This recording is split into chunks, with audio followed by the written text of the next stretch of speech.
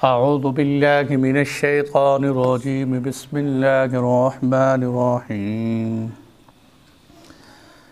لم يكن الذين كفروا من أهل الكتاب والمشركين منفكين حتى تأتيهم البينة رسول من الله يتلو صحفا مطهرة فيها كتب قيمة وما تفرق الذين أوتوا الكتاب إلا من بعد ما جاءتهم البينة صدق الله العلي العظيم۔ یہ ہے سورۃ البینہ۔ سورۃ البینہ مدنی صورتوں میں سے ہے۔ حضور نبی اکرم صلی اللہ علیہ وسلم کے ہجرت کرنے کے بعد نازل ہونے والی صورتوں میں سے ہے سورۃ البینہ۔ یہ وہی صورت ہے کہ جس صورت کے بارے میں حضور نبی اکرم صلی اللہ علیہ وسلم نے حضرت ابی ابن کعب رضی اللہ عنہ سے فرمایا۔ آپ کے دور کے سب سے بڑے قاری جو تھے وہ حضرت ابی بن کعب، اقرأہم، حضور صلی اللہ علیہ وسلم نے فرمایا سب سے بڑے قاری اور قرأت کرنے والے ابی ابن کعب۔ جس طرح آپ صلی اللہ علیہ وسلم نے بہت سارے القابات صحابہ کرام کو عطا فرمائے، حضرت ابوبکر صدیق رضی اللہ عنہ کو صداقت ملی، حضرت عمر فاروق رضی اللہ عنہ کے بارے میں آپ نے فرمایا کہ جس رستے سے گزرتے ہیں شیطان رستہ بدل لیتے ہیں، اور حضرت ابوبکر رضی اللہ عنہ کے بارے میں یہ بھی فرمایا کہ میری امت میں سب سے زیادہ رحم دل ابوبکر۔ حضرت عثمان غنی رضی اللہ عنہ کے بارے میں فرمایا کہ حیا کے پیکر ہیں حضرت عثمان غنی، اور حضرت علی رضی اللہ عنہ اقضاکم علی، فیصلوں کے سب سے زیادہ ماہر حضرت علی رضی اللہ عنہ۔ حلال اور حرام آپ نے فرمایا کہ حلال اور حرام کو سب سے زیادہ جاننے والے میری امت میں وہ معاذ ابن جبل۔ حضرت ابو موسیٰ اشعری کے بارے میں فرمایا کہ قرآن ایسے پڑھتے ہیں جیسے داؤد علیہ السلام زبور پڑھا کرتے تھے۔ تو یہ صحابہ کرام کی شان تھی کہ اللہ تعالیٰ نے آپ صلی اللہ علیہ وسلم کی زبان سے بڑے بڑے القابات عطا فرمائے۔ تو آپ نے فرمایا ابی بن کعب یہ میری امت میں سب سے بڑا قاری۔ حضرت ابی بن کعب رضی اللہ عنہ بیٹھے ہوئے تھے، آپ نے فرمایا کہ اے ابی، اللہ تعالیٰ نے مجھے حکم دیا ہے کہ میں قرآن کی اس صورت کو ابی ابن کعب کو سناؤں اور ابی اس صورت کو سنیں۔ حضرت ابی ابن کعب رضی اللہ عنہ کہنے لگے اے اللہ کے نبی، کیا اللہ نے میرا نام لے کر کہا ہے؟ ہم نہیں جانتے، اگر سوچیں کہ جس ذات نے کلام ربانی اتارا ہے، جو صاحب قرآن ہیں، جن پر قرآن آئے، رسول اللہ کی زبان مبارک، اور اللہ کی طرف سے حکم ہو رہا ہے کہ اپنے امتی کو سناؤ، اور نام لیا جا رہا ہے باقاعدہ۔ حضرت ابی بن کعب رضی اللہ عنہ کہنے لگے حضور کیا اللہ نے میرا نام لیے کہ آپ رسول اللہ میرے جیسے ابی کو قرآن سنائیں؟ آپ نے فرمایا ہاں۔ حضرت ابی بن کعب خوشی سے آبدیدہ ہو گئے کہ اللہ تعالیٰ نے میرا نام لے کر فرمایا۔ تو آپ صلی اللہ علیہ وسلم نے یہ صورت حضرت ابی بن کعب رضی اللہ عنہ کو سنائی۔ اس صورت کے اندر اللہ تعالیٰ نے فرقہ باطلہ کا یہاں رد کیا ہے، وہاں اللہ تعالیٰ نے اس کے اندر آخرت کی، اسلام کی خصوصیات، اور ویسے بھی سورہ قدر کے بعد جو آخر کی طرف صورتیں ہیں نا، اس میں تقریباً قرآن کریم کا خلاصہ ہے۔ قرآن کریم میں ہم گزشتہ جتنی بھی صورتیں آگے پڑھیں گے یا پڑھ چکے ہیں ان کا خلاصہ چلتے ہیں ان صورتوں کے اندر۔ تو فرما رہے لم یکن الذین کفروا، اللہ تعالیٰ ارشاد فرماتے ہیں لم یکن الذین کفروا من اہل الکتاب والمشرکین، کہ نہیں یہ جو اہل کتاب میں سے کافر ہیں اور مشرکین میں سے جو کافر بن چکے ہیں، یہ پیچھے ہٹنے والے نہیں ہیں، منفکین، یہ پیچھے ہٹنے والے نہیں ہیں، حتیٰ تأتیہم البینہ، یہاں تک کہ واضح دلائل یا بینہ ان کے پاس آ جائے تو تب یہ پیچھے ہٹ سکتے ہیں۔ یہ کفار اور مشرکین، یہ اہل کتاب جس روش پر چل رہے ہیں، یہ اس روش سے واپس نہیں آئیں گے جب تک کہ ان کے پاس واضح دلائل نہ آ جائیں۔ آگے فرمایا رسول من اللہ، وہ واضح دلائل کیا ہیں؟ وہ اللہ کے رسول نبی اکرم صلی اللہ علیہ وسلم یتلو صحفا مطہرہ، جو قرآن کی آیتیں، پاکیزہ قرآن کی آیتیں پڑھ پڑھ کر سناتے ہیں۔ یہ رسول اللہ کی صفت بیان کی گئی۔ اور وہ قرآن کیسے ہے؟ فیہا کتب قیمہ، کہ اس میں ایسی ایسی صحیفے اور کتابیں، ایسی ایسی صورتیں ہیں اس کے اندر کہ جن میں کوئی ٹیڑھا پن نہیں ہے بلکہ سیدھی صورتیں۔ یہ جس طرح دین قیم ہے، سیدھا دین ہے، اس کے اندر کوئی کجی، کوئی ٹیڑھا پن نہیں ہے، اسی طرح قرآن کی آیات کے اندر بھی کوئی ٹیڑھا پن نہیں، سیدھی سیدھی صاف صاف بات، ستھری بات، اور جتنی بات ہے اتنی ہی بات۔ فیہا کتب قیمہ، یہ اس کے اندر اللہ تعالیٰ نے سیدھی سیدھی باتیں لکھی۔ اب یہاں میرے دوستو سمجھنے کی بات یہ ہے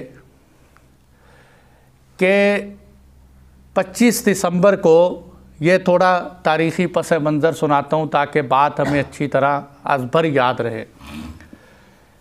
بقول عیسائی حضرات کے 25 دسمبر کو حضرت عیسیٰ علیہ السلام کی ولادت ہوئی، اس لیے عیسائی حضرات جو ہے 25 کا دن مناتے ہیں۔ اور یہ عجیب بات ہے کہ عیسیٰ علیہ السلام کی ولادت کے قائل ہیں 25 دسمبر کی، اور سال کو شروع کرتے ہیں جنوری سے، حالانکہ سال کہاں سے شروع ہونا چاہیے؟ 25 دسمبر سے شروع ہونا چاہیے، لیکن سال کی ابتدا جنوری سے، اور ولادت عیسیٰ علیہ السلام کی کہہ رہے ہیں 25 دسمبر۔ تو خیر پھر وہ اگلی بات ہے، وہ ایک لمبی بحث ہے۔ خیر عیسیٰ علیہ السلام کی ولادت سے لے کر جو سن چلتے ہیں اس کو سن عیسوی کہتے ہیں۔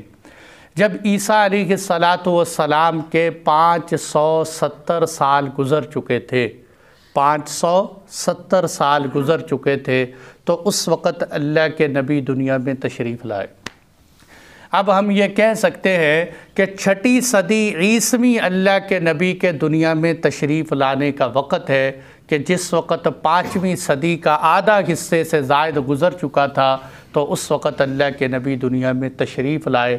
آپ صلی اللہ علیہ وسلم جس وقت تشریف لائے، اور اس وقت یہ جو ابرہہ کا واقعہ ہم سنتے رہتے ہیں نا، ہاتھیوں کا واقعہ، آگے ہم انشاءاللہ پڑھیں گے، الم تر کیف فعل ربک باصحاب الفیل، اس ہاتھی کے واقعے کو 40 دن ہوئے تھے اس وقت۔ عربوں کی تاریخ اس کے ساتھ بڑی وابستہ تھی، کیونکہ ایک بہت حیرت انگیز واقعہ تھا، تو وہ جب کوئی بات یاد کرتے نا، کہتے وہ جو ہاتھیوں کا واقعہ پیش آیا تھا نا، اس کے اتنے دن بعد یہ کام ہوا ہے۔ تو اس ہاتھی والے واقعے کے 40 دن بعد اللہ کے نبی صلی اللہ علیہ وسلم تشریف لائے۔ آپ صلی اللہ علیہ وسلم جس وقت تشریف لائے تو اس وقت مذاہب کا کیا حال تھا ارد گرد؟ اس وقت 2 بڑی پاوریں، کیسر اور کسریٰ۔ کسریٰ جو سلطنت تھی ایران، اور ایران کے ارد گرد کی جتنی سلطنت تھی، یہ مجوسی تھے، یہ آگ کی پرستش کرتے، اور آگ کی پرستش کا یہ حال تھا کہ ان کا مذہبی فریضے میں یہ شامل تھا کہ جو سرکاری ملازم تھے، سرکاری ملازم دن میں 4 دفعہ آگ کی پرستش کرتے تھے۔ ان کے سرکاری دفاتر میں یہ پابندی سے شامل تھا کہ 4 دفعہ تم نے آگ کی پرستش کرنی۔ یہاں تک کہ جو ایران کا آخری بادشاہ یزدگرد تھا، اس نے قسم کھاتے ہوئے ایک دفعہ کہا تھا، میں قسم کھاتا ہوں اس آگ کی جو سب سے بڑا رب ہے۔ تو اس نے آگ کی پرستش کی، اس طرح بھی قسم کھائی۔ اور پھر یہ جو ایران والے اور یہ جو آتش پرست لوگ تھے، پھر ان کے اندر یہ بیماری بھی پیدا ہوئی، یہ کہنے لگے کہ اس وقت پوری دنیا میں 2 خدا ہیں، ایک شر کا خدا ہے، ایک خیر کا خدا ہے۔ جو خیر کا خدا تھا اس کو یزدان کہتے تھے، جو شر کا خدا ہے اس کو اہرمن کہتے یہ دونوں خدا جو ہے آپس میں ہر وقت جھگڑتے رہتے ہیں، کون کس پہ غالب آئے گا، کون کس پہ غالب آئے گا۔ یزدان اور اہرمن، یہ ایران کے اس وقت مجوسیت کا یہ حال تھا۔ اور عیسائیت کا کیا حال تھا؟ کیسر کی جو سلطنت تھی، ساری عیسائیت سلطنت تھی، عیسائی سلطنت کا یہ حال تھا کہ ہے تو اہل کتاب تھے لیکن اہل کتاب ہونے کا نام و نشان مٹ چکا تھا اور سوائے رسم و رواج کے اور کچھ نہیں تھا۔ جو مسیح حضرات تھے وہ 3 تثلیث کے عقیدے کے قائل ہو گئے۔ وہ کہنے لگے پوری دنیا کا نظام 3 بندوں سے چل رہے، ایک اللہ کی ذات چلا رہے ہیں، ایک حضرت مریم چلا رہے ہیں، ایک حضرت عیسیٰ علیہ السلام۔ یہ اور اسی طرح انہوں نے کہا حضرت مریم اور عیسیٰ علیہ السلام تو اللہ کی بیٹی ہیں، انہوں نے اللہ تعالیٰ کی طرف۔ اور تیسرا عقیدہ عیسائیت کا یہ بھی بنا کہ انہوں نے کہا یہ 3 جدا جدا نہیں بلکہ عیسیٰ علیہ السلام اور مریم علیہ السلام کے اندر ہی اللہ کی ذات حائل ہو چکے، یہ ایک ہی بن چکے۔ تو اس طرح عیسائیت بھی شرک کی دہلیز میں داخل ہو گئی۔ اور یہودیت کا حال اس وقت یہ تھا، یہودی آج بھی اور اس وقت بھی، یہودی ویسے ہی نسل پرست مسلک، اس کے اندر باہر سے کسی اور خاندان کو اندر داخل ہونے کی گنجائش نہیں دیتے۔ تو آپ صلی اللہ علیہ وسلم کے دور میں ارد گرد کے مذہب کا یہ حال تھا۔ اور آپ جس سرزمین پر تشریف لائے مکۃ المکرمہ میں، وہاں عرب بیچارے مشرک بن چکے تھے۔ چونکہ عربوں کے اندر حضرت ابراہیم علیہ السلام سے پہلے تک یہاں عربوں کے اندر کوئی پیغمبر تشریف نہیں لائے کہ جو آ کر ان کی رہبری کرتے یا ان کے اندر کوئی کتاب آتی۔ تو آپ صلی اللہ علیہ وسلم کا مکہ اور مدینہ منورہ، مکی زندگی میں جو حضور کا واسطہ پڑا ہے وہ مشرکین مکہ سے پڑا ہے۔ مدنی زندگی میں جو حضور کا واسطہ پڑا ہے زیادہ تر وہ اہل کتاب سے پڑا ہے۔ اہل کتاب مطلب کہ جن کو اللہ تعالیٰ نے کتاب دی تھی، تورات دی تھی، انجیل دی تھی۔ ویسے تو کہنے کو یہ ہندو حضرات جو ہے یہ کہتے ہیں کہ یہ جو ہمارے وید ہیں یہ بھی کتاب، آسمانی کتاب، حالانکہ اس کا کوئی ثبوت نہیں ہے، کیونکہ یہ تو بیچارے 35 کروڑ دیوی دیوتاؤں کے قائل ہیں کہ اس وقت 35 کروڑ خدا دنیا کا نظام چلا رہے ہیں۔ کہاں ایک اللہ کی ذات کو چھوڑ کر امت شرک کے اندر کس کس حد تک گمراہی میں گئی کہ ایک نہیں 35 کروڑ دیوی اور دیوتا دنیا کا نظام چلاتے ہیں۔ تو یہاں تک کفر و شرک پھیلا۔ میرے دوستو، یہ جو مکی زندگی کے اندر چونکہ اس آیتوں کے اندر کافر اور مشرکین اہل کتاب کا تذکرہ آ رہا ہے، یہ جو مکۃ المکرمہ میں تھے یہ مشرکین کس کو کہتے ہیں؟ مشرکین وہ نہیں ہوتے جو اللہ کی ذات کا انکار کرتے، وہ تو منکرین ہوتے ہیں۔ مشرک اس کو کہتے ہیں جو اللہ کی ذات کو ماننے کے باوجود، میری بات کو توجہ سے سنیے، اللہ کی ذات کو ماننے کے باوجود اللہ تعالیٰ کی ذات و صفات میں کسی اور کو شریک ٹھہرائے، اس کو مشرک کہتے ہیں۔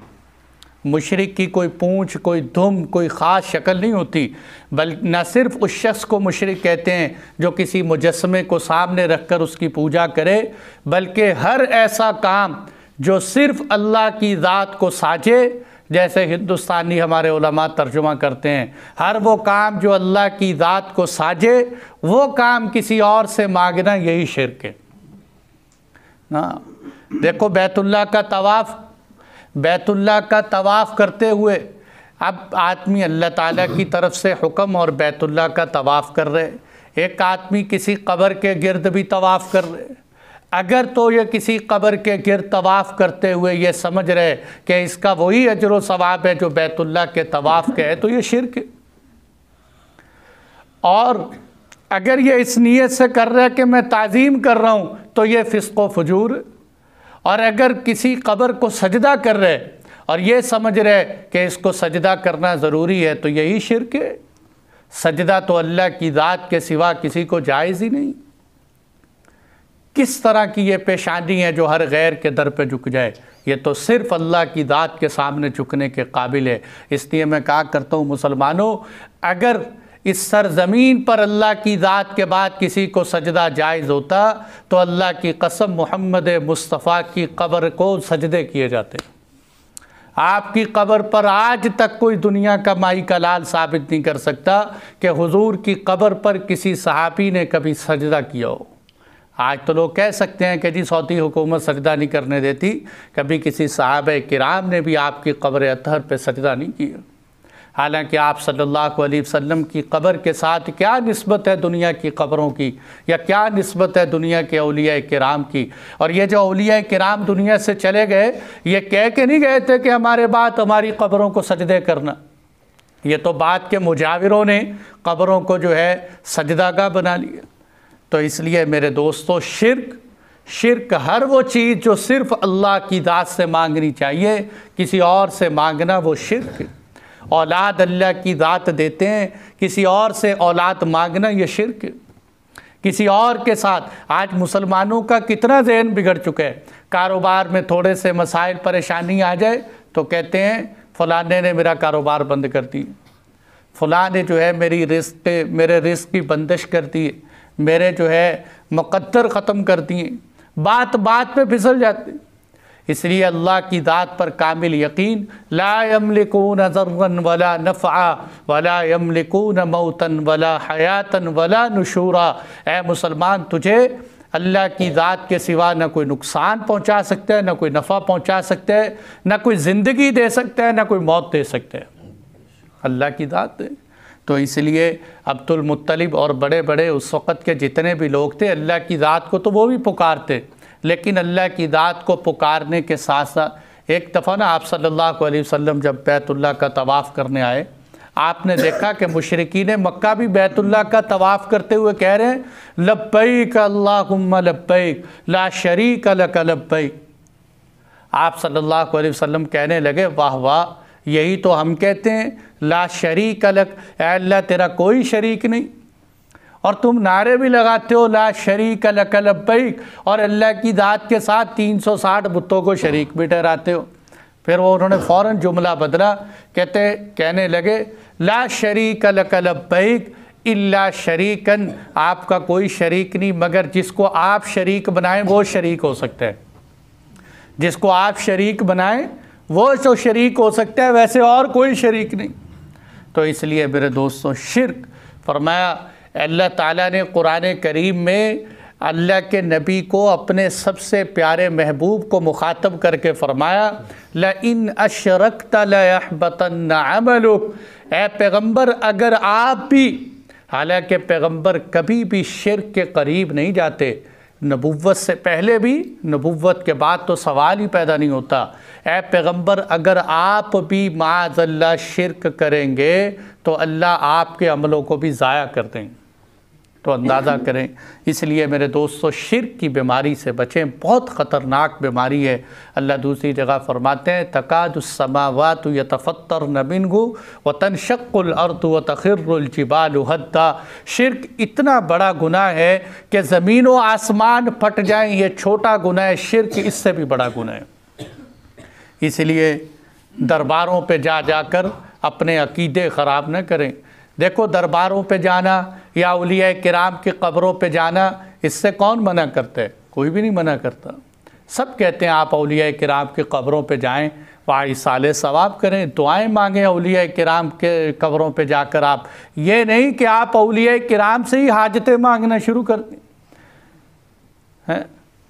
وہ کہتے ہیں دے ککڑ تے لے پتر، اور جناب وہاں عقائد کی خرابیاں اور جو ہے غیر محرم مرد اور عورتوں کا ایسا اختلاط جس کا حال ہی کوئی نہیں، اور انسان اپنی حاجتیں کہتے دیکھو مشرک جو ہے ایک اللہ کے در کو چھوڑ کر ہزاروں دروں پہ بھٹکتے ہیں، کبھی اس کے پاس، کبھی اس کے پاس، کبھی اس کے پاس۔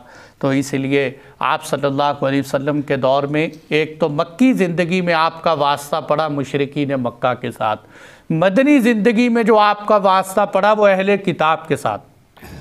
اہل کتاب سے مراد یہودی اور عیسائی، حالانکہ یہودی اور عیسائی آئے اس وجہ سے تھے وہاں مدینہ منورہ کی سرزمین پر کہ ایک آخری پیغمبر یہاں آئیں گے، جب وہ پیغمبر یہاں تشریف لائیں گے تو ہم ان کی اقتداء کریں گے۔ مدینہ منورہ میں آباد اس لیے ہوئے، لیکن جب آپ تشریف لائے تو حسد من عند انفسہم، تو اپنے اندر حسد کی وجہ سے کہ پیغمبر تو ہماری نسل میں سے آنے چاہیے تھے، حسد کی وجہ سے حضور پر اسلام نہیں لائے۔ اس وقت اہل کتاب کے 10 بڑے علماء تھے حضور کے دور میں، آپ نے فرمایا تھا اگر یہ 10 کے 10 اسلام لے آئیں تو یہ سارے اہل کتاب اسلام میں داخل ہو سکتے ہیں، لیکن ان اہل کتاب میں سے علماء میں سے صرف ایک عالم حضرت عبداللہ بن سلام اسلام لے کے آئے، تو اس لیے ان اہل کتاب نے بہت تنگ کیا۔ اب یہی اللہ تعالیٰ فرما رہے ہیں، اے پیغمبر یہ جو اہل کتاب اور مشرکین ہیں یہ اپنے جو ہے روش سے ہٹنے والے نہیں ہیں یہاں تک کہ بینہ ان کے پاس آ جائے۔ اب بینہ سے تو یہ پتہ چلتا ہے کہ بینہ کس کو کہتے ہیں۔ بعض مفسرین نے کہا کہ بینہ سے مراد قرآن، وَأَنزَلْنَا مِنَ الْبَيِّنَاتِ وَالْهُدَىٰ إِنَّ الَّذِينَ يَكْتُمُونَ مَا أَنزَلْنَا مِنَ الْبَيِّنَاتِ، تو اللہ تعالیٰ نے کئی جگہوں پر قرآن کو بینات کے لفظ سے جو ہے واضح کیا۔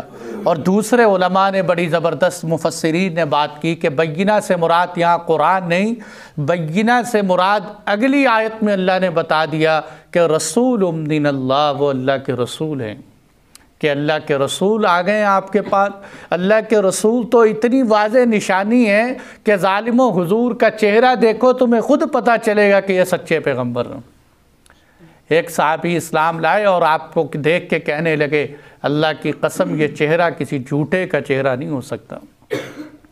حضرت براء بن عازب فرماتے ہیں کہ میں نے جب حضور کو دیکھا، ما رأیت شیئا احسن من رسول اللہ، میں نے اللہ کے محبوب سے زیادہ خوبصورت چیز کوئی دنیا میں دیکھی ہی نہیں۔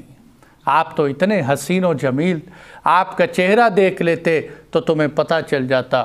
لیکن کیا بات تھی، رسول من اللہ، وہ اتنے پیارے اللہ کے رسول، سارے نبیوں کے سردار، یتلو صحفا مطہرہ، جو تمہیں قرآن کریم پڑھ پڑھ کر سناتے ہیں، ایسی پاکیزہ کتاب۔ تو میرے دوستو قرآن کی تلاوت کرنا یہ پیغمبر کا پہلا فریضہ اللہ تعالیٰ نے قرآن میں کئی مقامات پر بتایا، تو اس لیے میرے دوستو میں اور آپ بھی قرآن کی تلاوت کا اہتمام کریں، قرآن کو کھولا کریں۔ آج ہمارے پاس ہر چیز کا ٹائم ہے، موبائل کو ہم ٹائم دیتے ہیں، گھر میں ٹائم دیتے ہیں، کاروبار کو ٹائم دیتے ہیں، لیکن پتہ نہیں کتنے کتنے مہینے، کتنے سال گزر گئے، قرآن کو اٹھا کے کبھی سینے سے لگانے کا موقع ہی نہیں ملا، قرآن کو کھول کے دیکھنے کا موقع نہیں ملا، قرآن کے تلفظ کو۔ صحابہ قرآن کھولتے اور قرآن کھول کے کہتے ھذا کلام ربی، یہ میرے اللہ کا کلام، اور اس کو پڑھتے، اس کی تلاوت کرتے۔ میرے دوستو روزانہ کی ترتیب بنائیں، نیت کر لیں کہ انشاءاللہ چاہے ایک صفحہ صحیح، چاہے ایک سطر صحیح، میں پڑھوں گا صحیح روزانہ ضرور۔ کچھ بھی نہیں ہوتا تو قرآن کو کھول کے دیکھیں تو صحیح، اس کے صفحات تو الٹیں، انشاءاللہ اس کے صفحات کے الٹنے میں، اس کے دیکھنے میں بھی اللہ نے نورانیت رکھی ہے۔ نوازنے والی تو اللہ کی ذات ہے، پتہ نہیں ہماری کس عشق اور ادا پہ اللہ نواز دیں۔ تو اس لیے فرمایا یتلو صحفا مطہرہ، وہ پیغمبر تلاوت کرتے ہیں اور ایسے صحیفے کی تلاوت کرتے ہیں جو پاک ہونے کا ایک مطلب کیا ہے، باطل سے پاک، اس میں اللہ تعالیٰ نے کوئی غلط بات نہیں لکھی، اور دوسرا پاک ہونے کا مطلب کیا ہے کہ یہ وہ قرآن ہے لا یمسہ الا المطہرون، کہ جس کو بغیر طہارت کے کوئی ہاتھ نہیں لگا سکتا۔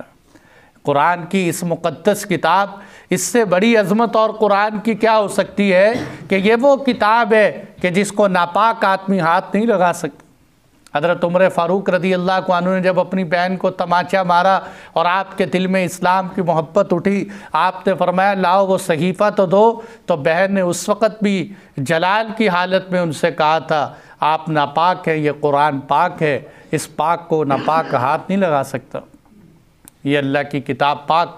اسی لیے میرے دوستو یہ مسئلہ یاد رکھو، جنابت کی حالت کے اندر ایک ہے بے وضو ہونا، وضو کا ٹوٹ جانا جس کو حدث اصغر کہتے ہیں، اس کے اندر آپ چلتے پھرتے تو قرآن کی تلاوت کر سکتے ہیں، لیکن قرآن کو ہاتھ نہیں لگا سکتے، تلاوت کر سکتے ہیں بن دیکھے اور یا جو ہے بغیر ہاتھ لگائے آپ قرآن کی تلاوت کر سکتے ہیں۔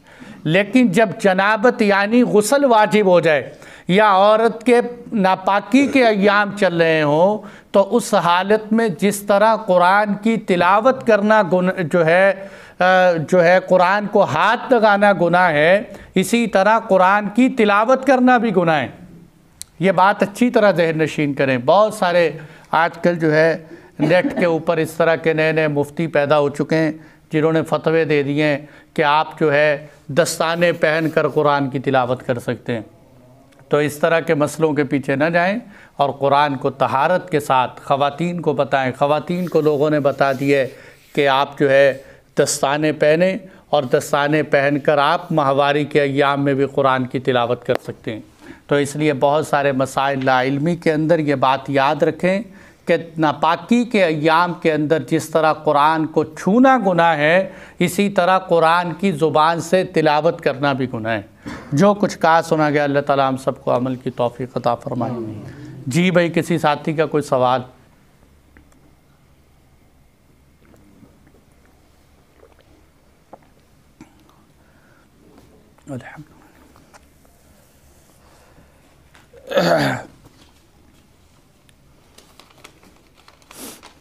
قرآن کے علاوہ دوسری دعائیں پڑھ سکتے ہیں؟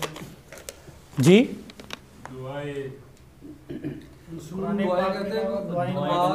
ہاں جی، دیکھو بھائی کا بہت اچھا سوال ہے کہ ناپاکی کی حالت میں خواتین ہو یا مرد جنابت کی حالت میں ہو، تو جس طرح آپ نے بتایا کہ قرآن پڑھنا گناہ ہے، کیا دعائیں پڑھ سکتے ہیں کہ بالکل دعائیں پڑھ سکتے ہیں، دعائیں پڑھنے میں کوئی حرج نہیں، بلکہ دعاؤں کے اندر اگر قرآن کی کوئی آیات شامل ہوں تو وہ بھی بطور وظیفہ کے یا بطور دعا کے پڑھ سکتے ہیں۔ جی سود جو ہے، سود ہے ایک جوا ہے، اس میں کیا فرق ہے؟ ہاں جی، دیکھیں بہت اچھا سوال ہے۔ سود اور جوا یہ دونوں باتیں، اصل میں بھائی کا سوال ہے کہ سود اور جوئے میں کیا فرق ہے۔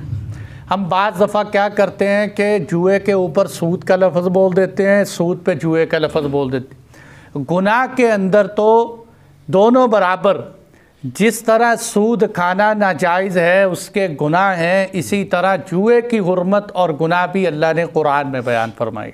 یا ایھا الذین آمنوا انما الخمر والمیسر، میسر عربی میں جوئے کو میسر کہتے ہیں۔ تو جس طرح سود کی حرمت اللہ نے بیان فرمائی ہے، اسی طرح جوئے کی حرمت بھی اللہ نے بیان کی۔ لیکن سود اور جوئے میں بڑا فرق یہ ہے کہ سود کے اندر انسان اپنا مال داؤ پر نہیں لگاتا، جوئے میں بندہ اپنا مال داؤ پہ لگاتا ہے۔ مثال کے طور پر 1,00,000 روپیہ لگا دیا، وہ کسی بھی کھیل میں کسی بھی شکل میں لگایا، اب وہ 1,00,000 روپیہ یا تو 10 لاکھ کھینچ کے لائے، یا اس کا 1,00,000 بھی چلا جائے، یا یہ زیرو ہو جائے، یا یہ کروڑوں پتی ہو جائے۔ تو جوئے کے اندر انسان کبھی اوپر کبھی نیچے، جبکہ سود کے اندر عام طور پر انسان کے مال میں بڑھوتری ہی ہوتی ہے۔ ظاہراً یہ اگرچہ اللہ کا وعدہ ہے قرآن کے اندر، یمحق اللہ الربا ویربی الصدقات، کہ اللہ سود کو مٹاتا ہے، صدقات کو بڑھاتا ہے۔ سود کبھی بڑھ نہیں سکتا، لیکن ظاہری شکل کے اعتبار سے سود میں بڑھوتری ہوتی ہے، جبکہ جوا جو ہے یہ کبھی بڑھ جاتا ہے کبھی گھٹ جاتا ہے، یہ داؤ کے اوپر ہوتا ہے، باقی گناہ کے اندر برابر۔ جی بھائی، کسی کا کوئی سوال؟ صاحب اگر پیسے گم ہوئے ہو کہیں مل جائیں تو ان کا، ہاں جی، پیسے گمے ہوئے مل جائیں تو ان کا کیا سب؟ ہاں، بھائی کا سوال یہ ہے کہ اگر پیسے کہیں گم شدہ پیسے مل جائیں تو ان کا کیا ہے؟ پیسے ہوں یا کوئی بھی چیز ہو، اگر ہمیں گم شدہ چیز ملے تو اس کا حکم ہوتا ہے لقطہ۔ گری پڑی چیز کوئی کہیں سے مل جائے، اب اس کو اٹھانے کے بعد دیکھیں کہ اگر تو وہ چیز دیکھو جیسے کوئی مدرسہ ہے، کوئی مسجد ہے، کوئی ادارہ ہے، وہاں سے ہمیں وہ کوئی چیز ملی، تو انسان کا غالب گمان یہ ہوتا ہے کہ یہ جس کی چیز ہے وہ یہاں آئے گا لوٹ کر۔ ایک ہی ادارے کے رہنے والے افراد یا ایک ہی محلے کے نمازی، تو وہاں انسان کو مالک کی تلاش خوب کرنی چاہیے، تشہیر کرنی چاہیے، تاکہ وہ مال حتی الامکان مالک تک چلا جائے۔ اور اگر کوئی سڑک پر ہے، شارع عام، اب پتہ نہیں کون گزرا، کس کے پیسے گرے، اور انسان کو لگتا ہے کہ اب یہ مالک تک پہنچنا نہ مشکل کام ہے اور مالک یہاں میرے سے ملاقات نہیں ہوگی، تو اس مالیت کو، اور اسی طرح وہ جو میں نے بتایا مدرسے کا اعلان کرنے کے بعد اگر مالک نہ ملے تو ان پیسوں کو مالک کی طرف سے صدقے کی نیت سے، ثواب کی نیت سے صدقہ کر دیں، تو اس کا اجر و ثواب انشاءاللہ اس پیسوں کے مالک کو پہنچ جائے۔ لیکن یہ بات بھی یاد رکھیں کہ کل کو اگر وہ مالک آ جائے اور آ کے آپ سے کہے کہ وہ جو آپ نے پیسے اٹھائے تھے وہ میرے ہیں، تو پھر وہ پیسے آپ کو اس مالک کو دینے پڑیں گے، اور اس صدقے کا ثواب پھر اس مالک کو نہیں آپ کو مل جائے۔ اور بھائی کسی کا کوئی سوال؟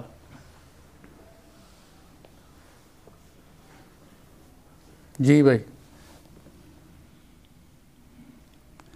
دیکھو ماشاءاللہ فوجی صاحب نے پہلا سوال ہی وہ کیا ہے جو آج درس قرآن میں ہے، غیر اللہ کے نام کی نظر و نیاز کا شرعی حکم کیا ہے؟ یہی تو بات ہے کہ درس قرآن میں شرک کے موضوع پر ساری گفتگو ہوئی۔ قرآن میں آتا ہے حرمت علیکم المیتہ، اس میں کئی حرمتیں، وہاں یہ بھی آتا ہے وما اہل بہ لغیر اللہ، اسی طرح وہ جانور حرام ہو جاتے ہیں کہ جس کو غیر اللہ کے نام پر ذبح کیا جائے۔ جانور پہ چھری چلاتے ہوئے، دیکھو جانور کو ذبح کرتے ہوئے ایک نیت یہ ہے کہ یا اللہ میں ذبح تیرے نام پہ کر رہا ہوں، اس ذبح کرنے کے بعد اس کا ایصال ثواب فلاں فلاں کو پہنچا دے، یہ جائز۔ اور جانور ذبح ہی فلانے کے نام پہ کر رہا ہے، شیخ عبد القادر جیلانی کے نام یا کسی کے نام پہ ذبح کر رہے تو وہ جانور مردار ہو جاتے ہیں، اس کا کھانا ایسے ہی ہے جیسے مردار کا کھانا۔ وہ ہمارے ایک مولانا تھے، وہ فرمایا کرتے تھے آج غریب در پہ آ کے صدا لگاتے ہیں، کہتا ہے نظر اللہ نیاز حسین، نظر اللہ نیاز حسین، اس کے نام پہ کچھ دے دو۔ کہتے ہیں آپ اس کو جیب سے نکال کے پیسے دیتے ہو، وہ آپ کے پیسے بھی لے گیا، آپ کا عقیدہ بھی لے گیا۔ نظر اللہ نیاز حسین کے نام پر آپ کی جیب بھی خالی کر گیا، آپ کا عقیدہ بھی خالی کر گیا۔ اس کو کہو کہ نظر اللہ نیاز حسین یہ شرک ہے، نظر اللہ نیاز محمد الرسول اللہ بھی شرک ہے، تو نظر اللہ نیاز حسین کیسے جائز ہو سکتے ہیں؟ جب نظر اللہ کی ہے تو نیاز بھی اللہ کی ہونی چاہیے۔ ہاں ایصال ثواب کسی اور کو کر سکتے ہیں۔ اور بھائی کسی کا کوئی سوال؟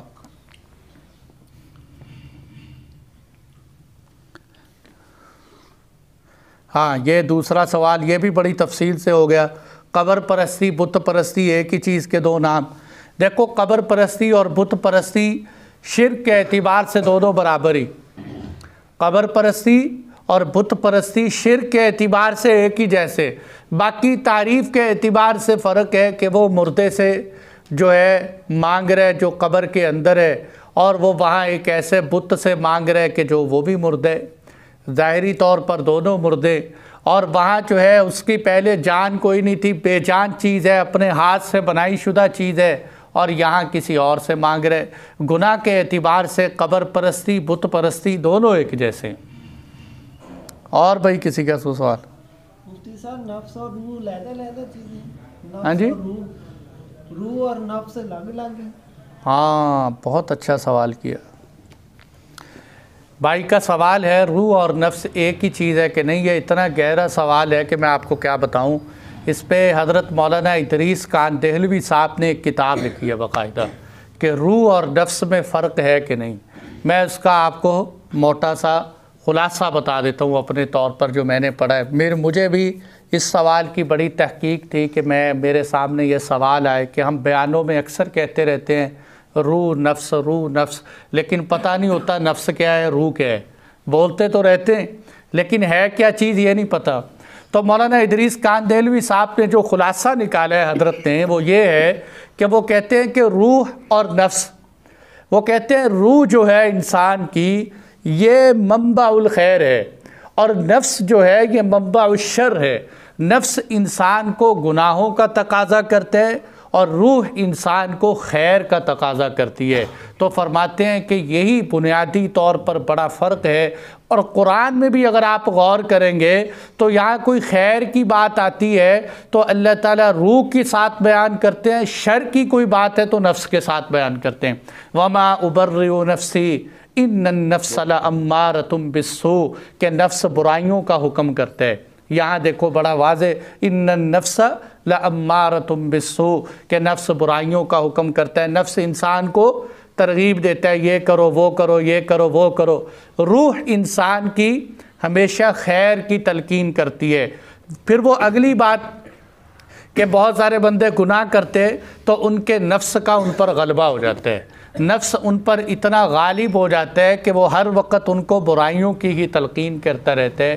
تو یہ بڑا فرق ہے نفس اور روح کے اندر، باقی اس کی لمبی تفصیل ہے تو پھر وہ انشاءاللہ کبھی اور۔ جی بھائی کسی کا کوئی سوال؟